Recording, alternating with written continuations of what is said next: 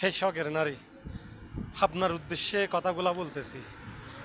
আপনি কি জানেন দূরপ্রবাসে আপনার জন্য আপনার স্বামী কত কষ্ট করে, আপনার সুখের জন্য কত কষ্ট করে, আপনার চাহিদা, আপনার সমস্ত আশা আকাঙ্ক্ষা স্বপ্ন পূরণ করার জন্য দূরপ্রবাসে আপনার স্বামী কত কষ্ট করে। যে মানুষটা আপনার জন্য এত কষ্ট করে তাকে কষ্ট দাও কেন? হ্যাঁ, তাকে কষ্ট দাও কেন? কখনো তাকে বোঝার চেষ্টা করতে পারো না? হ্যাঁ, দিন শেষে যখন কাজ থেকে আসে একটু শান্তি খুঁজে শখের নারীর কাছে। ওই শখের নারী যদি কথা না বলে, অভিমান করে, অন্যজনের সাথে যদি পরকীয়ায় লিপ্ত থাকে, তাহলে এই দূরপ্রবাসী মানুষটা কি করে বাঁচবে? কার জন্য বাঁচবে?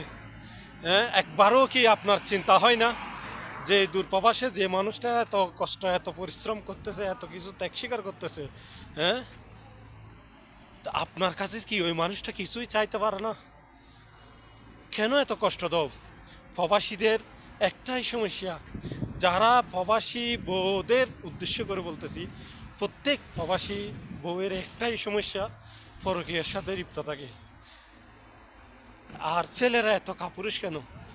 যে রেমিটেন্সের জন্য, দেশের জন্য এত যুদ্ধ করে, ত্যাগ স্বীকার করে, ওই মানুষটার স্ত্রীকে আসলে দরকার আপনাদের গাইড দেওয়ার, তো ওই মানুষটাকে কষ্ট দাও কেন?